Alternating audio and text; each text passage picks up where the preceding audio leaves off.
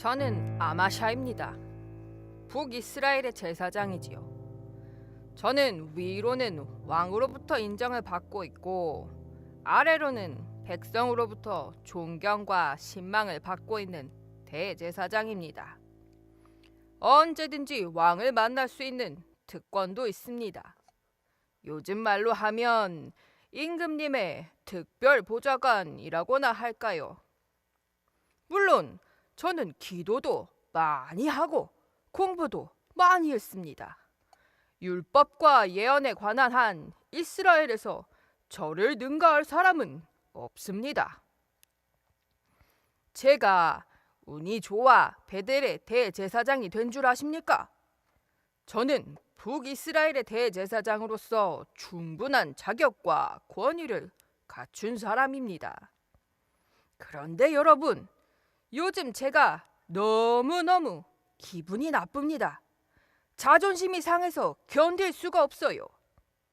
하나님의 법과 하나님의 말씀을 해석하고 전달하는 것은 내 권리 아닙니까?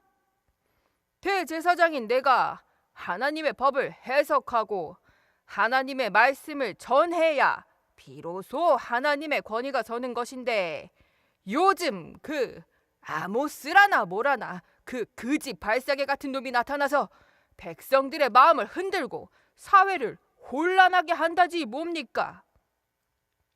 그 놈이 갑자기 나타나서 우리 북이스라엘이 곧 망한다고 저주하며 다닌다는 겁니다. 하나님께서 우리나라를 곧 이웃나라인 아수르 군인들의 손에 붙여서 몽땅 망하게 한다나요? 그놈이 길거리를 다니면서 얼마나 악을 쓰고 다니는지 우리 이스라엘 사람들의 마음이 불안해졌다지 뭡니까? 여러분, 사람들의 마음과 사회를 불안하게 만드는 게 하나님의 사람입니까? 하나님은 사랑의 하나님입니다. 평화를 만드시는 분이시고 치료하시는 분이십니다. 사회를 불안하게 하고 백성들의 마음에 공포를 심어주는 것은 절대로 하나님의 사람일 수가 없습니다. 그놈은 가짜입니다. 사기꾼이에요. 그래서 제가 그놈 뒤를 조사해 보라고 했죠. 그랬더니 여러분, 놀라지 마세요. 아모스 그놈 말이에요. 무식한 놈이에요. 신학교 근처도 가보지 못한 농사꾼이라고요. 농사꾼. 그것도 뽕나무 길러서 뽕잎이나 따다가 시장에 내다 파는 아주 가난하고 무식한 농사꾼입니다. 그런 놈이 어떻게 존귀하신 하나님의 마음을 알고 위대하신 하나님의 계획을 알아서 예언을 하고 설교를 하겠습니까? 지나가던 개가 웃고 잠자던 소가 벌떡 일어나서 하품을 할 일입니다. 아모스가 이런 예언을 했다지요. 북이스라엘은 아주 비참하게 망할 것이다. 사자가 양을 잡아 뜯어 먹다가 남긴 것처럼 그렇게 이스라엘은 갈갈이 찢겨 망할 것이다. 너희의 왕 여로보암은 칼을 맞아 죽게 되고 이스라엘은 모두 노예가 되어 잡혀갈 것이다. 너희가 노예가 되어 끌려갈 때 낚싯바늘과 갈고리로 너희를 꿰어 끌고 갈 것이다. 여러분, 이게 말이 됩니까? 지금 우리나라는요, 아주 잘 살고 있습니다. 우리의 위대하신 왕 여로보암은 정말 정치력이 뛰어난 왕입니다. 경제적인 안목도 뛰어나서 주변의 많은 나라들과 활발하게 무역을 하면서 많은 돈을 벌고 있습니다. 지금 북이스라엘은 과거 다윗과 솔로몬의 시대처럼 온 국민이 다 잘 살고 있다고요. 우리가 얼마나 잘 사는지 몇 가지 예를 들어 말씀드릴까요? 우리나라 중산층 정도만 되면요, 여름에 사는 집 그리고 겨울에 사는 집이 따로 있습니다. 그러니까 집이 두 채씩이지요. 그리고 그 비싸다는 코끼리 상하로 만든 침대에서 푹신한 거위털 이불을 덮고 잡니다. 아침에도 일찍 일어날 필요가 없어요. 하인들이 더 알아서 하니까요. 저녁 늦게까지 포도주 먹고 놀다가 아침에는 늦게 일어나서 아침 겸 점심으로 어린 양과 어린 송아지를 잡아먹는답니다. 늙은 양이나 늙은 소는 질기고 맛이 없어요. 포도주도 쬐그만 잔으로 안 먹어요. 커다란 금그릇에 담아서 호탕하게 원샷으로 먹습니다. 또 매일 목욕을 하고 몸에 기름을 바르지요. 요즘 여러분들이 쓰시는 바디로션이 바로 우리가 만든 거랍니다. 그리고 북이스라엘 여자들은 다 보석으로 자기 몸을 치장합니다. 금반지 보석이나 그리고 명품 가방 한두 개쯤은 다 기본적으로 가지고 있죠. 우리가 이렇게 살고 있어요. 그런데 망한다고요? 정신 나간 소리입니다. 물론 우리 중에 가난한 사람들도 몇 명 있긴 있어요. 아주 소수입니다. 하지만 어느 시대나 가난한 사람은 있었지 않아요.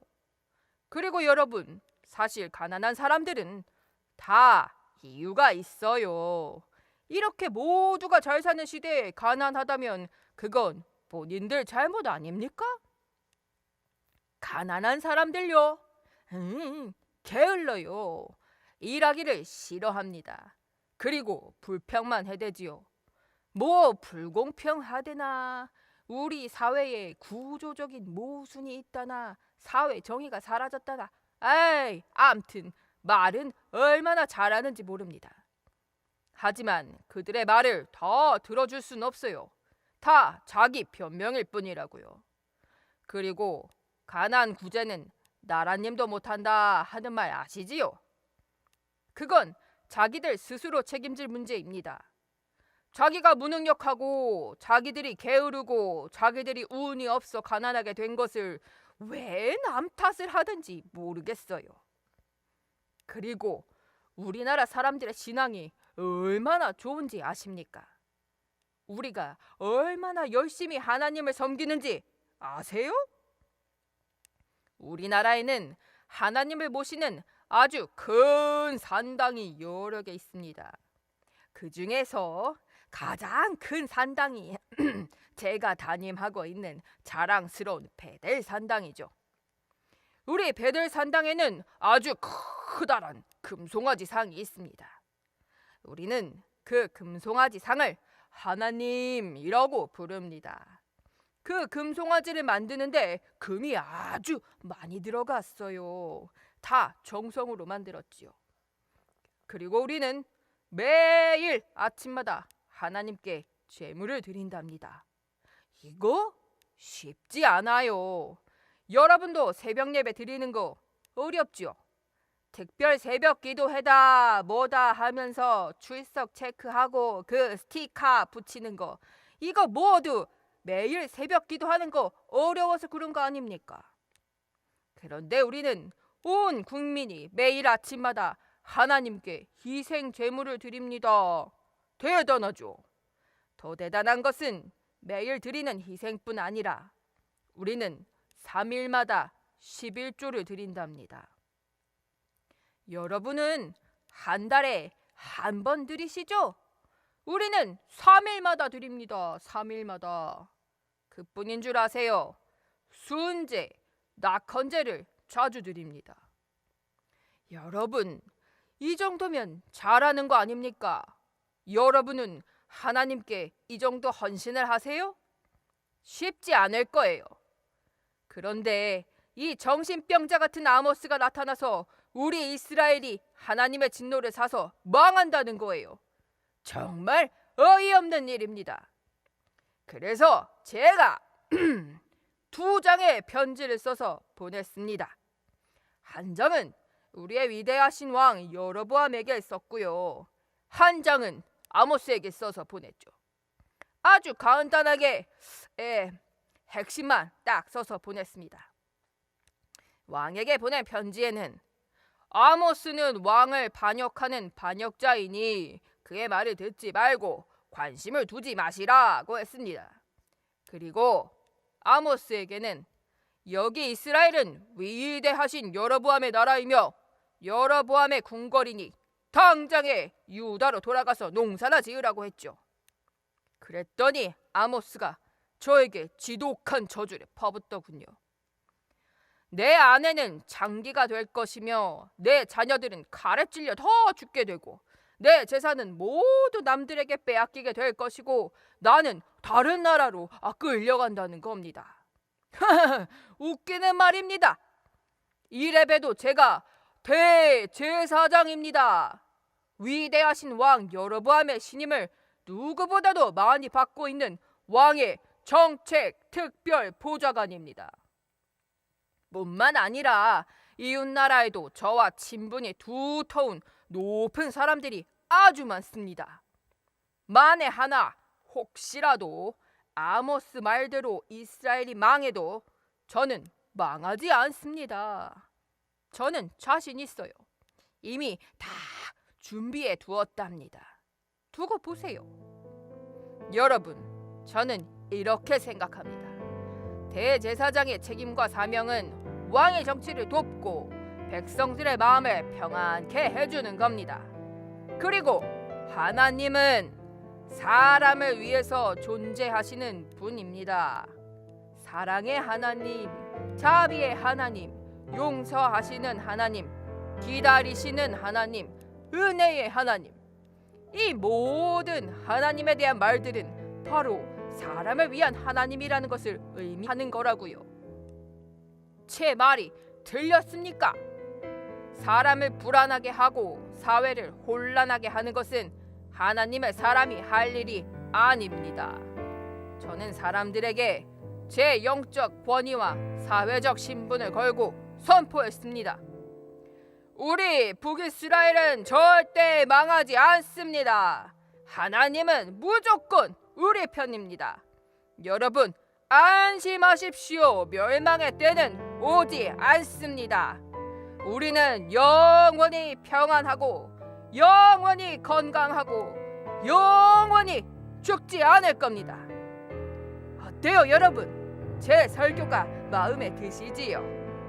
제가 대제사장입니다.